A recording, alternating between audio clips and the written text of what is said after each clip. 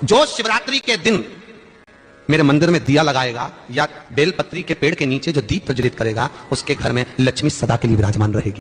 अगर आंखों से बहुत कम दिखाई दे रहा हो तो 12 महीने शिवरात्रि आती है। किसी भी शिवरात्रि पर शंकर भगवान पर पीपल के पत्ते पर शहद रखकर शंकर जी पर डाल दीजिए। उस शहद को पीपल के ही पत्ते पर रखकर ले आइए, घर पर लाकर उसको कटोरी में निकाल लीजिए, पत्ते को ठंडा कर दीजिए, उस शहद को आंखों में काजल जैसा लगाना प्रारंभ कर लीजिए। 1 महीना या 15 दिन आप आंखों में लगाएंगे, धीरे धीरे रोशनी बढ़ना प्रारंभ हो जाएगी।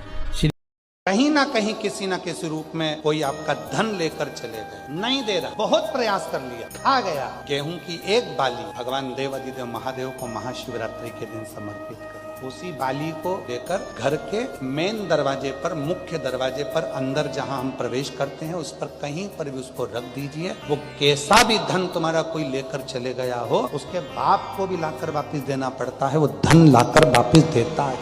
कहीं घर में अगर कोई व्यक्ति बीमार पड़ा है, घुटने दुख रहे हो, कमर दुख रही हो, पीठ दुख रही हो, कंधा दुख रहा हो, सिर दुखता रहता हो, आंखों में जलन रहती हो, कोई भी तकलीफ रहती हो, तो सीधी सीधी शिव पुराण कहती है सोमवार के दिन की अष्टमी। कौन से दिन की? सोमवार के दिन अगर अष्टमी पड़ जाए, अष्टमी तिथि, तो 14 दाने चने की दाल के लेकर सोमवार की अष्टमी के दिन उस व्यक्ति पे से 14 बार उतार कर शंकर जी का नाम लेकर शंकर जी के मंदिर में शिव जी पे चढ़ा दो। उस व्यक्ति को शारीरिक कष्ट बंद हो जाएगा।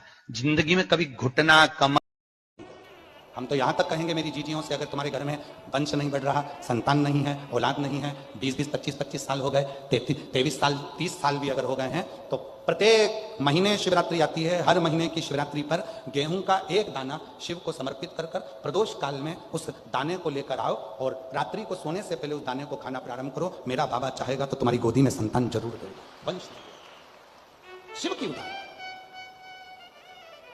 शंकर की कृपा, शिव की उदारता। लोग कहते गुरुजी 35 साल की हो गई, शादी नहीं हो रही, 25 साल की हो गई, शादी नहीं हो रहा, संबंध नहीं आ रहा।